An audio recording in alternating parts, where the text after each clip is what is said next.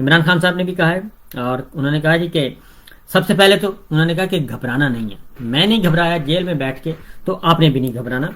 आपका और हमारा ताल्लुक बड़ा, उन्होंने कहा, मजबूत है, और मैं सारी उम्र में, वो कहते हैं कि मैं सारी उम्र जेल में गुजारने के लिए तैयार हूं, लेकिन वक्त के यजीद के आगे कभी नहीं झुकूंगा।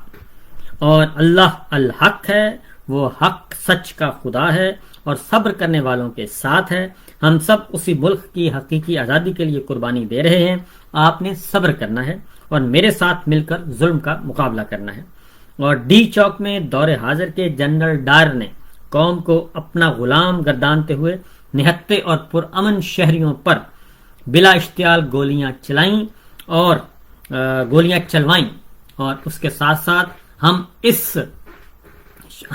इस वाक़े को कभी भी भूलने नहीं देंगे और अपने वर्कर्स और शहदा को इंसाफ दिलाएंगे।